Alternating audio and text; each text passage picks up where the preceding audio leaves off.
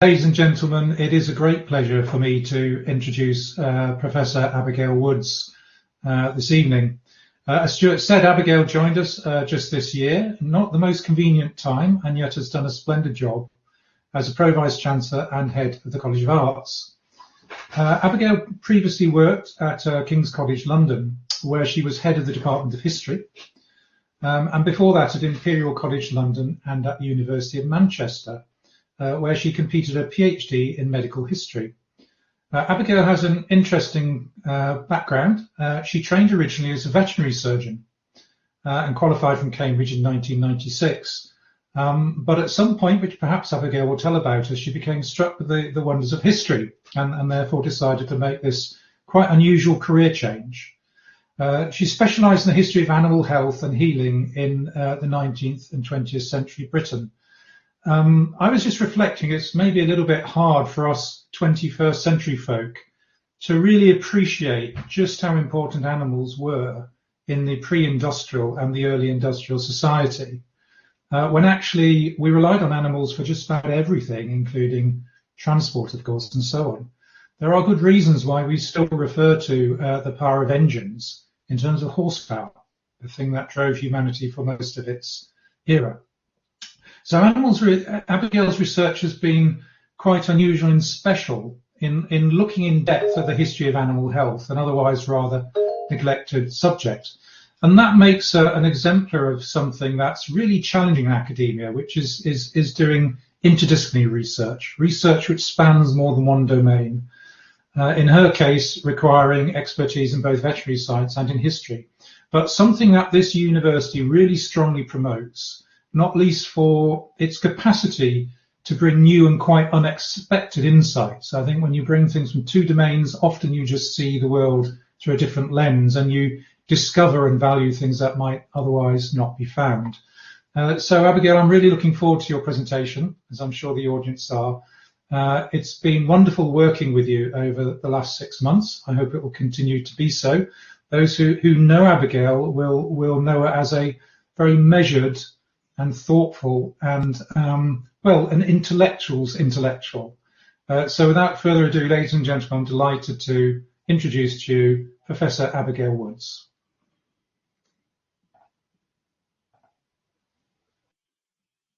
Thank you very much, Andrew, for that really kind introduction. Thank you, Stuart, and thank you everyone for coming.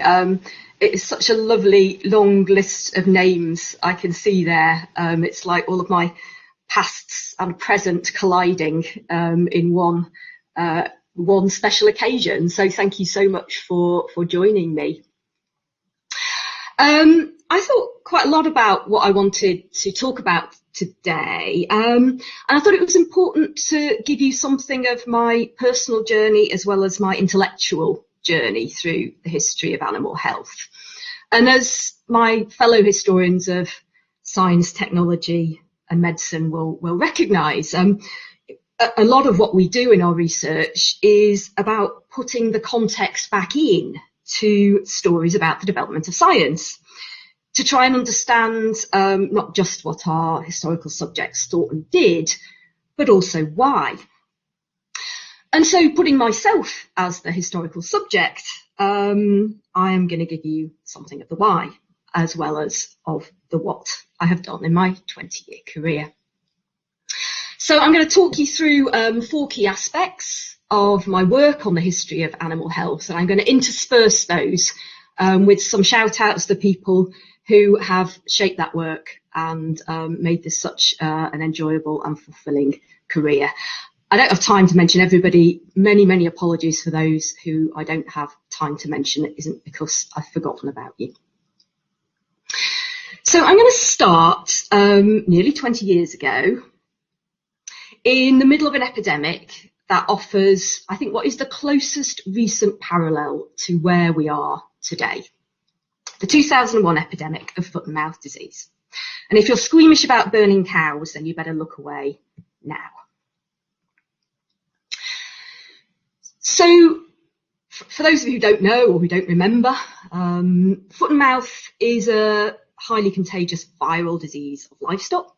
And in 2001, it spread through British farms, leaving devastation in its wake. It went on to spread to Ireland, the Netherlands, to France. And these images here show you what it did to the livestock of the country, what it did to the countryside. And it was a hugely devastating experience. Even now, when you talk to British farmers, it comes up without any prompting when you ask them to reflect on the most important events of their lives. In the 9 months duration of the epidemic, 10 million livestock lost their lives prematurely. The army had to be brought in to manage the culling and the disposal of their bodies, and the countryside was lit with pyres and emptied of live animals. It was closed to visitors. There was a lockdown of the countryside, and the tourist industry was completely devastated, as well as the farming industry. All movements of livestock halted, and the general election had to be postponed. The government's management of this disease, and particularly its refusal to save animal life by vaccinating, was hugely controversial. It drew selectively on the mathematical modelling of viral spread, while marginalising veterinary experiences of disease on the ground. I don't know if any of this sounds familiar. But it also privileged the economic interests of exporting farmers at the expense of the rest of the industry and the rural economy. And what's more, it applied a 19th century disease control policy to a 21st century epidemic, apparently without any really serious consideration of how the science of foot and mouth, the technologies for its control, and the nature of livestock farming and trading had changed in the 140 years since that policy was first introduced. And that is where I came in. In 2001, I was halfway through a PhD thesis on what I thought was a historical topic, the history of foot and mouth disease in Britain. And I'd chosen this on the grounds that foot and mouth was probably the most important recurrent modern animal epidemic to affect Britain. And you can see from this graph that there have been repeated epidemics over the years, many of them of great significance. In fact, 2001 was not the worst in British history. I was studying the disease, not just to learn about foot and mouth, but to learn about everything it touched. The livestock farming and trading, the veterinary science and expertise, and the politics and economics of disease control. But what I didn't expect was that history was going to come to life so dramatically in 2001. And when it did, I realised that what was playing out before us was in many ways a rerun of every previous epidemic encounter, and that therefore my historical research could speak to the present as well as to the past. The halting of livestock movements on account of foot and mouth disease had actually begun in 1869. On the right here we have a very early poster that was announcing the presence of the disease and the fact that livestock movements had to be halted. This soon developed into the mass culling and burning of livestock and their contacts, as you see on the left here, and unfortunately hidden underneath that picture of my book on the history of manufactured my book on the history of foot and mouth were some other images about policemen standing in front of gate posts with signs on it saying no entry, foot and mouth, the countryside again being closed on account of it. And I showed through my research that none of this was inevitable, that these actions weren't demanded by the highly contagious nature of the virus or by its biological impacts on animal bodies. They were the product of real human choices. And those choices were informed particularly by powerful groups who had the most to gain. And although that policy survived for over 100 years, it was not uncontested. In the worst epidemics, it survived only through sheer government persistence and the destruction of so many animals that the virus literally had nowhere else to go. The misery and the losses it inflicted on livelihoods, on communities and on breeding lines had always been apparent and should have been foreseen in 2001. And that led me to conclude that the reason foot and mouth was such a devastating plague was not because of what the disease did to animal bodies, but because of the impact of the measures that were used to contain it. That's why I called my monograph A Manufactured Plague. This message attracted considerable media attention at the time. The phone sort of never stopped ringing, actually, for a good 2-3 weeks in the middle of this epidemic, when it turned out I was apparently the only person in the country who knew anything about its background. But what on earth was I doing writing about the history of foot and mouth disease? In 1996, I'd actually graduated from Cambridge with a Vet MB degree. I'd become a member of the Royal College of Veterinary Surgeons, and I'd gone into veterinary practice along with all of my contemporaries. I'd given up history at the age of 14. I was a scientist. I'd always wanted to be a vet. And it took me 6 years to qualify. After that, I went into small animal practice, and I spent 2 years vaccinating, neutering, operating on, advising on dogs, cats, and a host of furry and not so furry small animals. And for reasons that I would have to explain in the pub sometime, I did become quite disenchanted with that. And so in 1998, I thought I would take a year out, and that I would just go back to university, do a master's degree, and the history of science, technology and medicine looked as interesting a subject as any. And I ended up in Manchester, in the unlovely and now demolished Maths Tower, joining the very tight-knit community of scholars in the Centre for the History of Science, Technology and Medicine. I found the subject fascinating. I turned out to be quite good at it, and PhD funding was probably easier to get then than it is now. And so I ended up as a PhD student under the late, great John Pickstone, JVP, as he was known to everyone in the centre. JVP was a warm, slightly eccentric fellow Lancastrian who headed up the centre. And he was a really supportive and inspiring supervisor. John had a great capacity to join things up, whether that was individual instances of historical developments in the history of science, technology and medicine to a huge big picture of the history of science, technology and medicine, or individual academics into wider scholarly networks. And John really, really cared. He cared a lot about the centre. He cared deeply about Manchester. He cared about the field. And I really felt his care for a long time after I left the centre, until one day he died and I didn't feel it anymore, and that was really quite devastating. But my experience at Manchester showed me that history of science, technology and medicine wasn't just a field, it was a community, and that one fed off the other.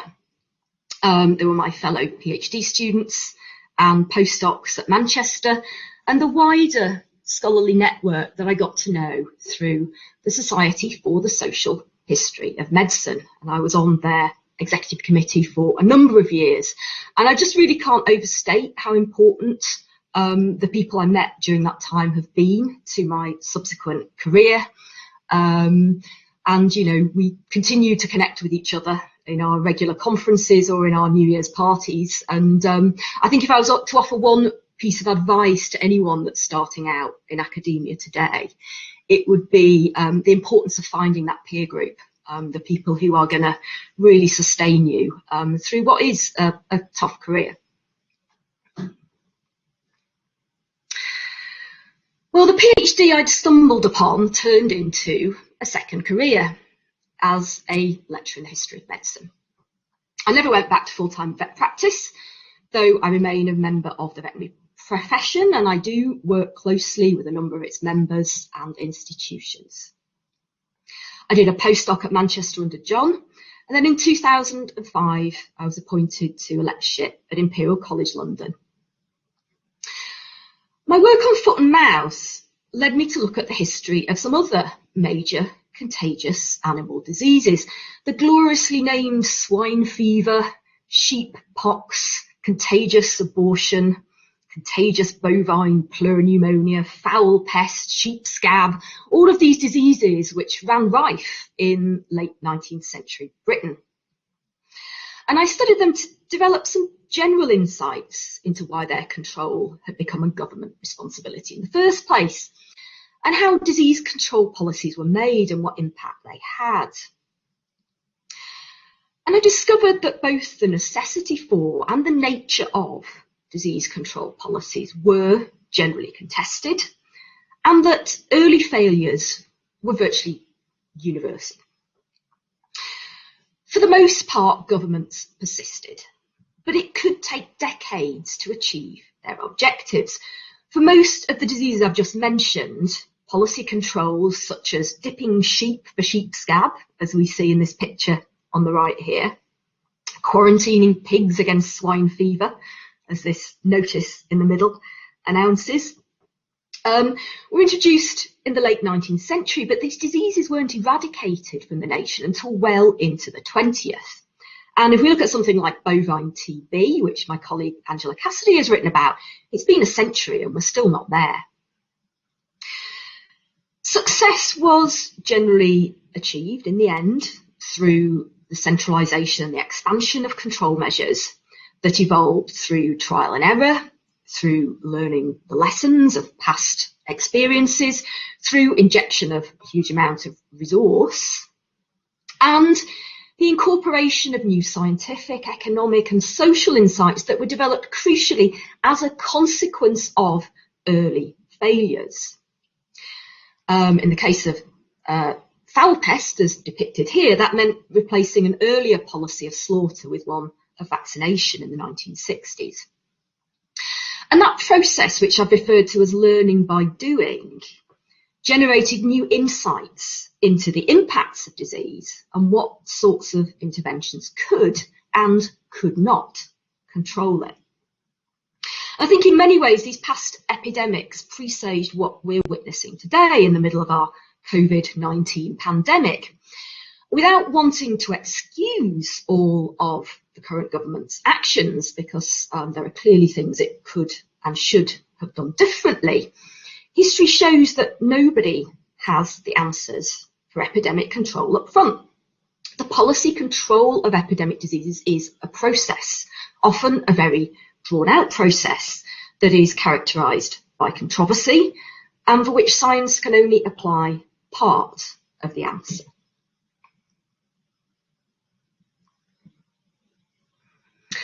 Well, it was during this time that I met the late Professor Philip Lowe. And Philip was another of my role models.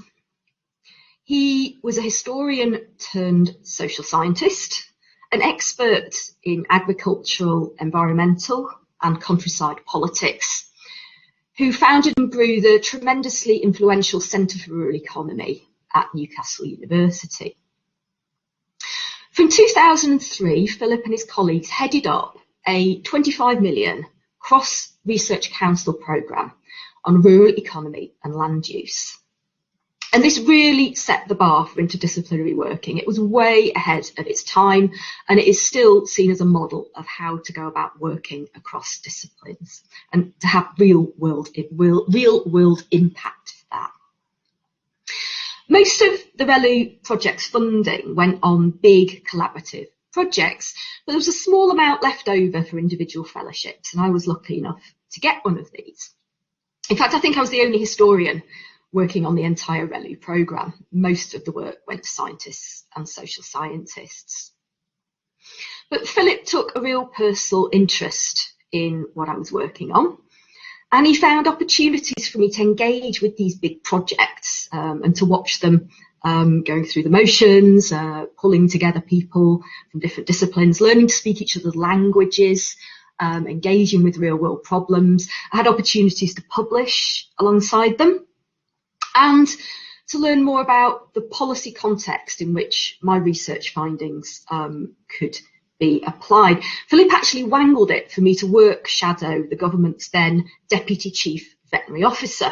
So I spent a very illuminating 2 weeks wandering around DEFRA, just watching how how business was done there. And doing a little historical project on fowl pest to help them understand the problems they were grappling with regarding blue tongue. This was in the mid-2000s. I think probably some civil servants wondered what on earth a historian was doing in DEFRA, but I enjoyed it, and it became an impact case study, so there's nothing to complain about there. Well, Philip really modelled research leadership.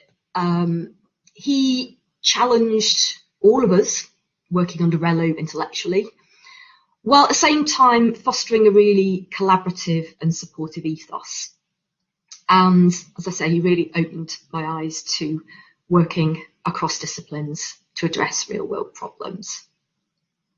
I got to know a number of Philip's team at the Centre for Rural Economy really well. And that meant that when opportunities arose recently to bid for Wellcome Trust funding to support interdisciplinary working, we naturally gravitated towards each other.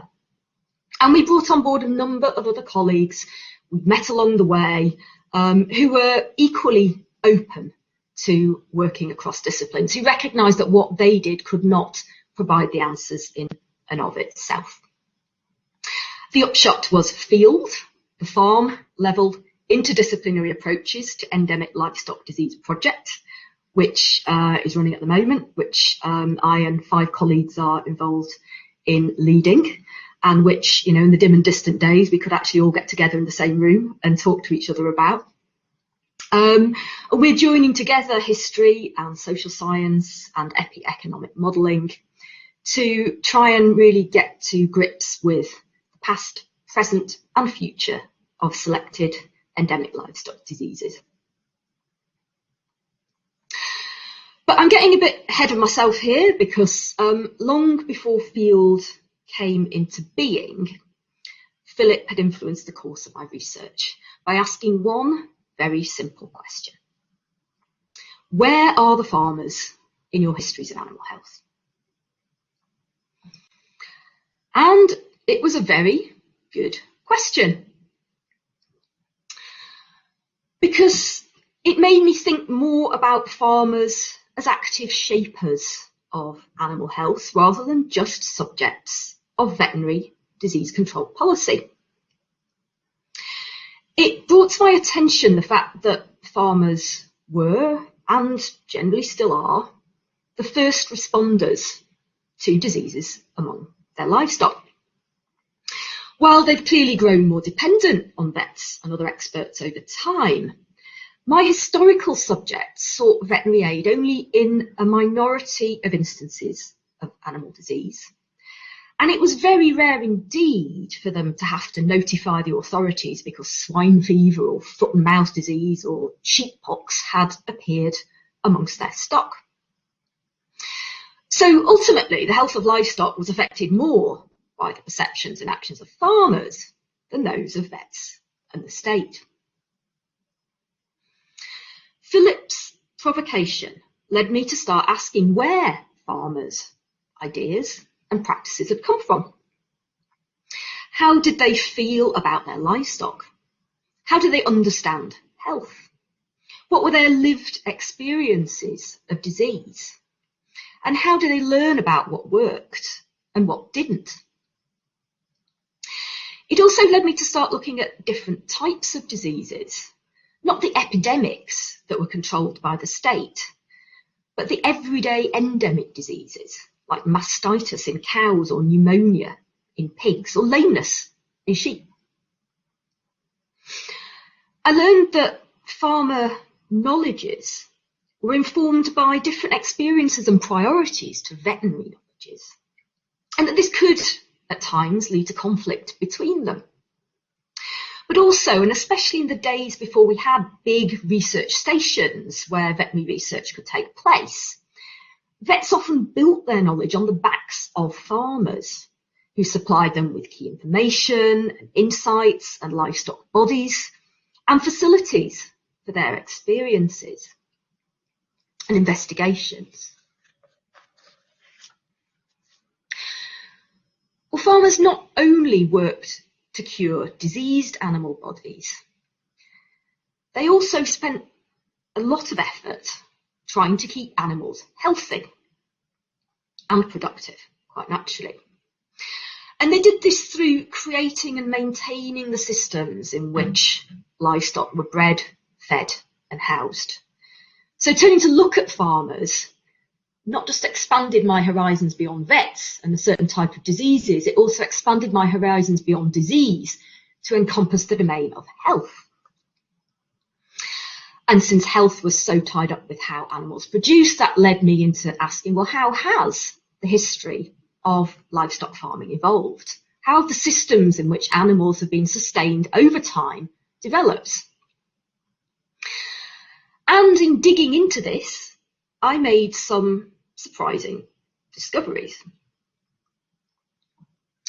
which threw into question the sorts of assumptions that underpin both scholarly narratives of the history of agriculture and a lot of the popular stories, the stories about agriculture that appear in the press and in other media. So this sort of standard story tells you that livestock farming used to look like the pictures on the top. This glorious golden age where animals roamed free in outdoor surroundings, where they were naturally healthy, where they were kept in small numbers, where they had agency and choice over how they spent their days, where they were respected by the people that farmed them, and that this golden age gave way in the decades after the Second World War into a much darker, more exploitative mode of livestock farming, where herds and flocks got much bigger, where farming moved largely indoors, where with the help of science and technology and the aid of government subsidies, mass production really took hold, where animals were transformed through the aid of various technologies and drugs into machines, machines for producing meat and milk, where their animality was squeezed out, and where they were simply seen as resources to be exploited for profit. What my research showed over the period 1930 to 1970, when this very transition was supposed to take place, was that there wasn't this unidirectional move. That antibiotics, as one of the key technologies that are often cited as being necessary for intensive livestock farming, that antibiotics were neither necessary nor sufficient for it to take place. And that where intensive farming did develop, farmers retained, in many cases, their effective relationships with their stock. So, for example, if we look at the pig farm on the left, you might look at this and think, well, this is a clear example of factory farming. This is a big enclosed building. You can't see the pigs in the pens, but it's quite clear that they would have been kept in large numbers in these spaces. This is what we think pig farming grew to look like after the Second World War. In fact, this picture dates from the 1930s. Long before antibiotics became available, pigs were being kept in systems like this, which were referred to at the time as factory-style systems of production. On the other hand, if we look at the picture on the right, this outdoor pig farm, it dates from the very same period. Today we might look at this and think that we're looking at a traditional farm. But for the people who wrote about it at the time, this was modern. This was a new development. This was using cutting-edge scientific insights that would make pig farming more efficient and more effective. So we have two very, very different systems coexisting in the 1930s, each being described as modern. And it just goes to show that modernity means different things to different people. And in the case of livestock farming, it could be pursued through different routes, not simply through intensification. And we can see from the writings of the pig farmers who engaged in the system we see on the left, that right into the 1960s and 70s, which is really as far as I've got with my research, that despite the move to mass production, they remained acutely aware of their pigs as individual sentient beings and of the need to work in harmony with their needs and natures. When disease struck in these systems, antibiotics weren't the only answer. In fact, they actually didn't work against many of the viral diseases, which were the really big disease problems. Antibiotics killed off all the bacteria and left viral diseases, which actually a lot of farmers hadn't known were there until antibiotics removed the bacterial components. So drugging pigs did not get rid of the coughing. So farmers adopted lots of other ways of promoting health that weren't just about the drugs.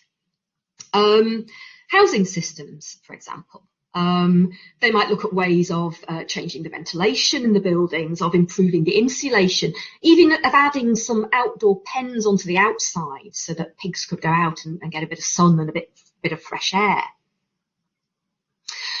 And all of this stuff is really important because it is indicating that standard historical narrative of how intensive farming developed, a narrative which actually underpins a lot of the critique of farming today, actually rests on some quite faulty assumptions. And that if we're really going to have some inclusive and reflective and non-polarised discussions about the future of livestock agriculture, we really have to get to grips with its past.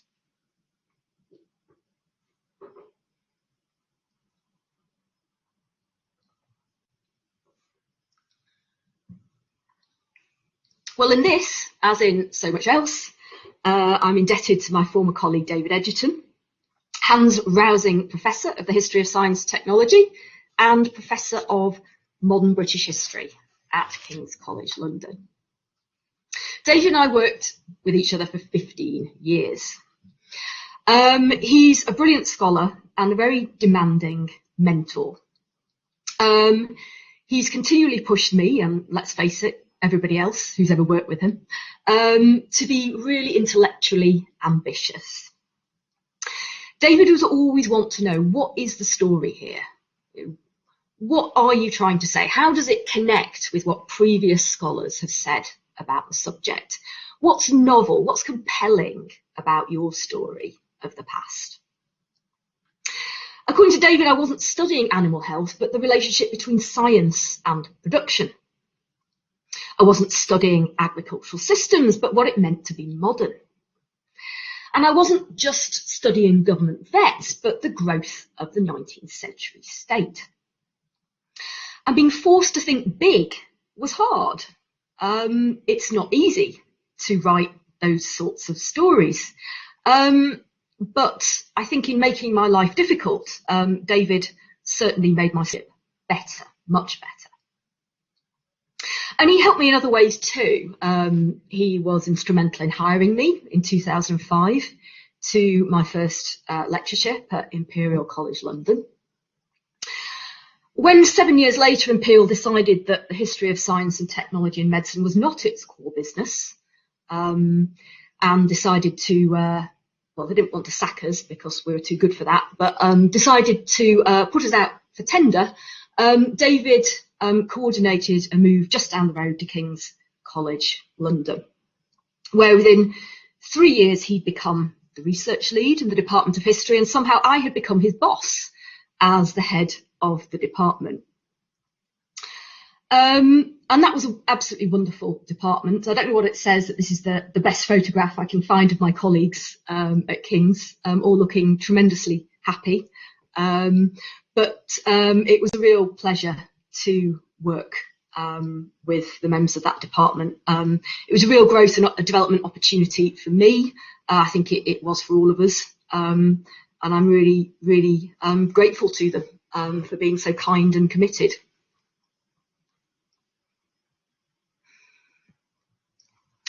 So I'm moving on now to my fourth aspect of my research. So the work that I did on how farmers related to their animals and how they adapted their systems to promote livestock health led me again further into this question of where does the historical agency lie in the shaping of animal health? I'd considered the roles of policymakers, the roles of vets, the roles of farmers. But what about the animals themselves? Was it possible for the animals to change history? Rather than thinking of them as the passive subjects of health interventions that were being effected by vets or farms in the state, could they be regarded as active, though admittedly unintentional, participants whose lived experiences of health and disease provoked humans to act in certain ways on them? And if that was the case, then what was it about animal experiences of health that attracted human attention? And with what implications for health, medicine and the animals themselves? Well, I was lucky enough to win a big grant from the Wellcome Trust to address those questions in collaboration with a wonderful group of postdocs.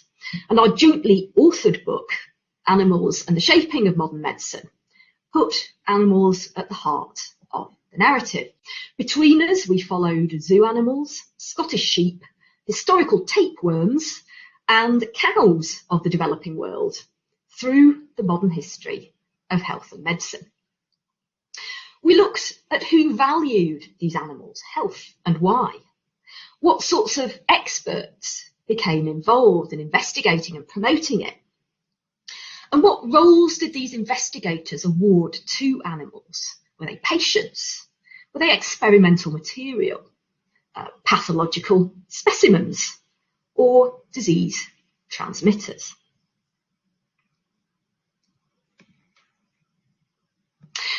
What we discovered was that, especially in the 19th century and at times in the 20th, the health of animals not only attracted the attention of vets, farmers and other owners, it also fell within the remit of human medicine.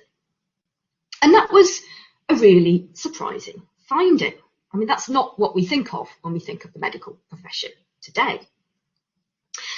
It suggested that medicine was not always so human-centred, that once upon a time it was actually very, very zoological in its character. We discovered that members of the medical profession treated sick animals, like Mr. White Cooper, who published in the Zoological Society's journal about the cataract operations he'd performed in the 1840s on some bears in the zoological gardens in Regent's Park, London.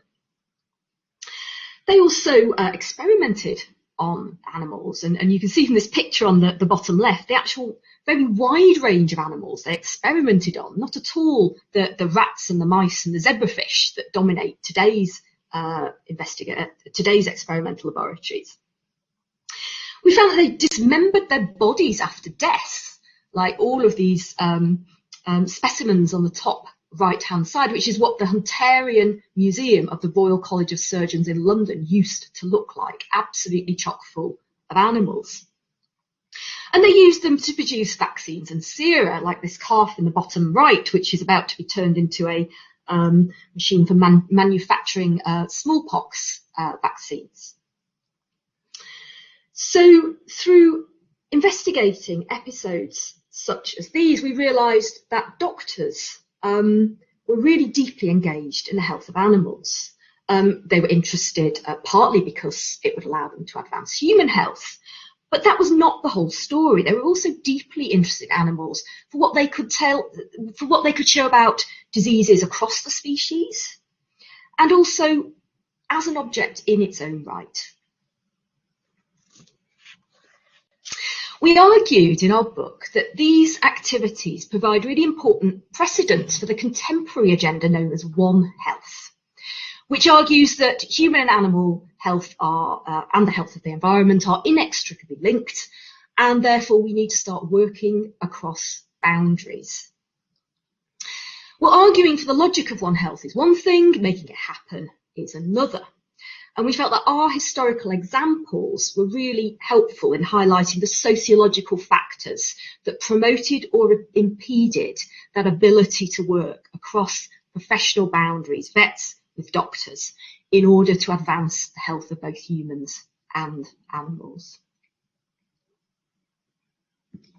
Throughout this period, I was lucky enough to work with a really talented bunch of PhD students whose studies spanned the history of racehorses, farm horses, sheep, pedigree dogs, natural history collecting, women vets, and cancer. And it's been a real highlight of my career to work with such an enthusiastic, intelligent, and insightful bunch. And it's been really great to see them coming together as a community and forming those sorts of bonds, which, as I said earlier, I think are so important in going through this rite of passage and what comes afterwards. Well, in 2016, my current PhD students, who were all working on animal-related topics, came and said they'd like to start their own study group. And I said, well, why not? And they went off and they founded the Animal History Group. 4 years later, the first generation of them have graduated, and there's a second generation come behind, and the Animal History Group is still going. It's run annual conferences, it's got a seminar series, it's got on-meeting groups. It is hugely successful. It's got an international reach, and it's absolutely amazing. Not to mention the fact that these guys actually introduced me to Twitter, so thank you. And for anyone who's interested, their next event is going to be on the 9th of December.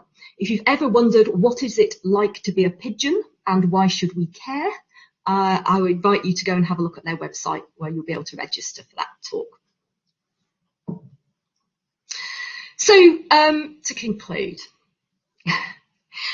well, at a certain point in my career, as I was leading research groups and heading up the Department of History at King's, I realised that however much I could achieve on my own, I could achieve far more working with and through others, and not just in research, but across all the fields of academic endeavour.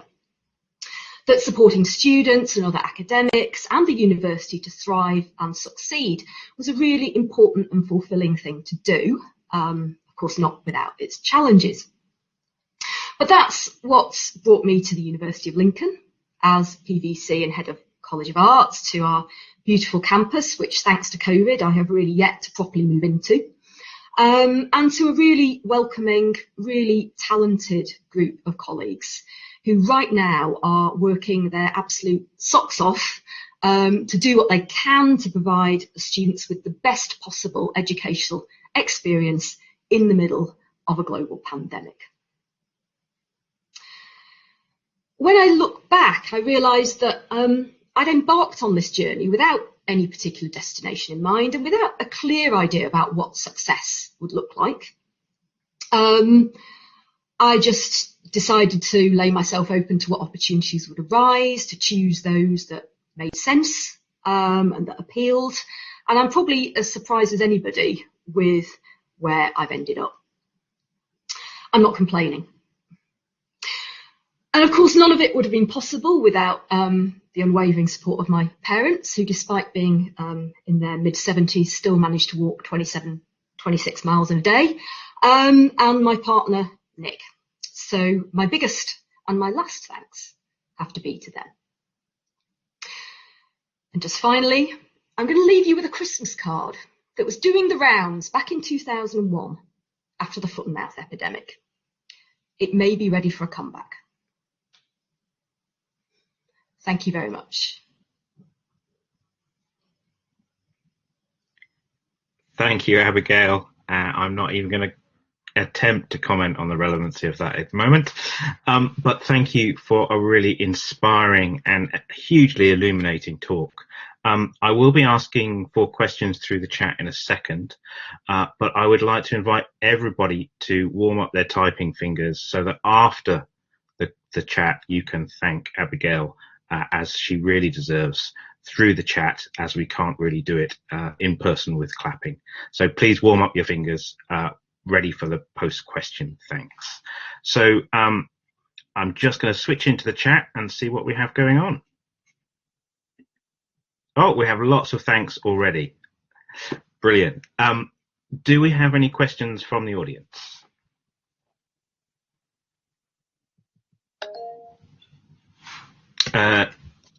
We would prefer people to type that into the chat so that we can put the questions through that way. So whilst people are typing, I am going to cheat and have a vocal question.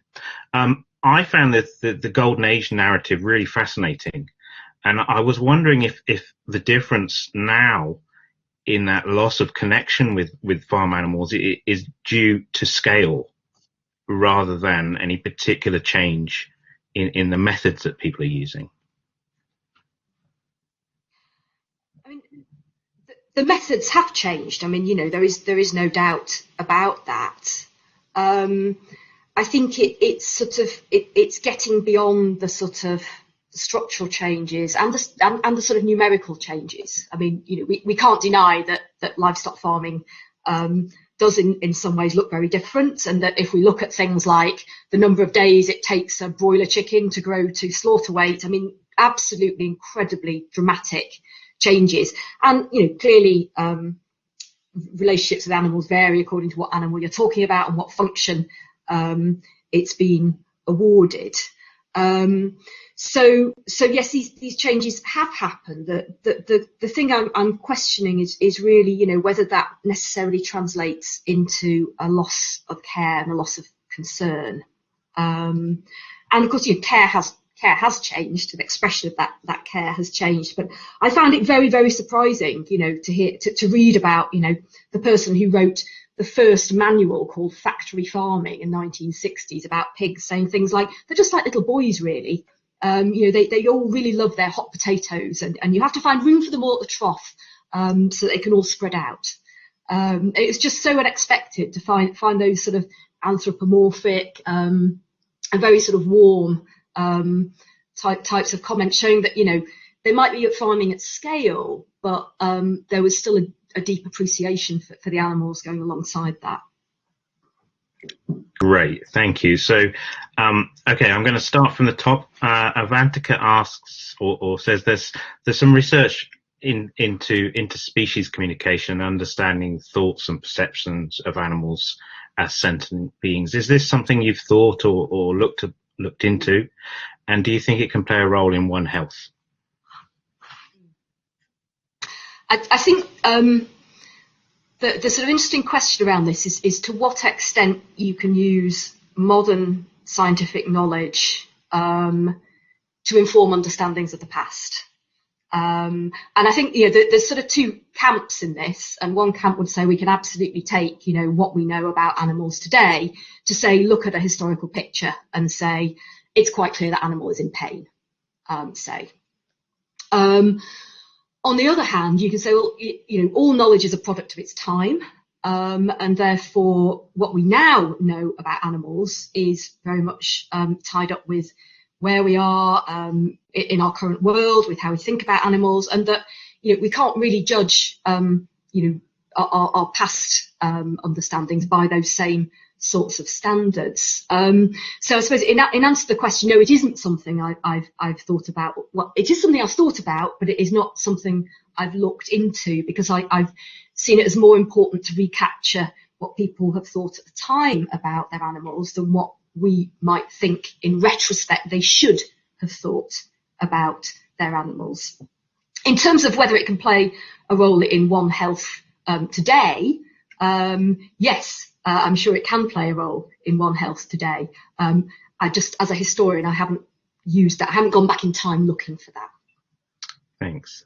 So Heather asks, can you say at what point domestic and farm animals became such distinct categories? I think the short answer, Heather, is no. Before my time, but I think, you know, the point about categorization is really important. And when I was at King's, I used to teach a course on the history of animals, and one of the things that we really use to try and get students to really think hard about is, you know, I put up a picture of a rabbit in 10 different scenarios and say, well, what is it? You know, here it's something we're eating, here it's something we're shooting for fun, here it's something we're experimenting on, and here it's a little house rabbit, somebody's pet, hopping around their house. And each of these functions of the rabbit. They have been awarded by humans under particular historical circumstances. So actually, why in this scenario has it become an experimental animal? Why here has it become a pet? So absolutely thinking about how animals are categorised as, you know, the sort of social functions that have been awarded to them. And actually, you know, what difference that might ultimately make to their biological shape, in the sense that breeding rabbits for eating does different things to their bodies than breeding them to be placid, docile experimental subjects.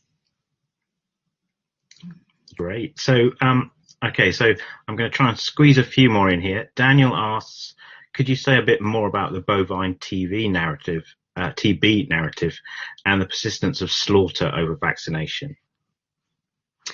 That is something which Angela Cassidy, who I know has sent me her apologies this afternoon, but will be watching this recording afterwards. She is the person to ask because she's written a whole book on it. And she sweated blood over that, and it's a really illuminating book. She gets into the whole human relationships with badgers thing, and how badgers have you know, really in the last sort of 20, 30 years moved to the centre of the story about the causation of bovine TB, whereas prior to the 1970s they just weren't there. So yes, I refer you to Angela's book. Brilliant. So there you go, Daniel, available at all good bookshops.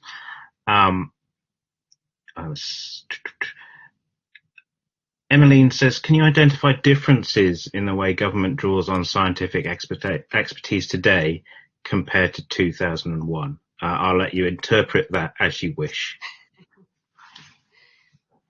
I mean, it's interesting because you know, one of the things that came out of the BSc epidemic in the 80s, and that was another example of, you know, hugely controversial episode in the history of animal and human health.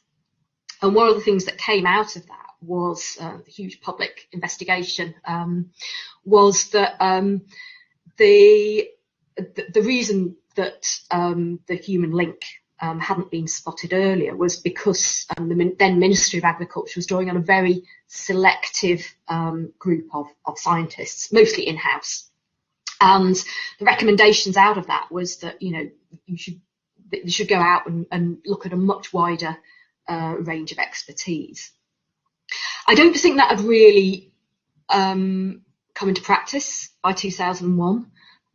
It was a fairly small group. I mean, admittedly, you know, the modellers had come in, but they'd been brought in by the chief scientific advisor. It was still a bit of a, you know, mates modellers. Whereas, you know, SAGE nowadays is you know, certainly casting the net far wider. It's given far more weight to behavioural science, which is interesting. Because one of the big things that came out of Foot and Mouth 2001, and interestingly, one of the things that motivated that RELU programme that Philip Lowe ran for all of those years, was the recognition that animal disease management was not just a technical problem, it was a human problem, and that therefore you had to put the social science back in. You had to recognise that. And I think seeing the role that's playing today, that's showing me how far we have come in the last 20 years. Great. So I'm going to squeeze in, if this is okay with you, Abigail, one last question, because we have so many here. Laura is interested in the idea of farmers as leaders in veterinary health. And she'd like to know how, if you know, how perceptions have changed in terms of legislation and health guidelines through taking into account the expertises and opinions of these farmers. Yes, it's interesting. There was certainly from the government's perspective, and again, I think this very much came out of Foot and Mouth, a move to involve farmers as stakeholders. But it was also part of an effort to shift the cost. So in the mid-2000s, there's a lot of talk around cost and responsibility sharing in the legislative control of animal diseases. That farmers should assume more responsibility, and that included more of the cost, but in turn they would have more of a say over how policies were shaped. And I haven't heard that term used for a while, cost and responsibility sharing. but certainly the farmers have far more of a seat at the table today than they did 20 years ago. I think it's partly just recognising expertise is found in lots of places, and that scientific expertise isn't the only form of expertise that matters when it comes to livestock health.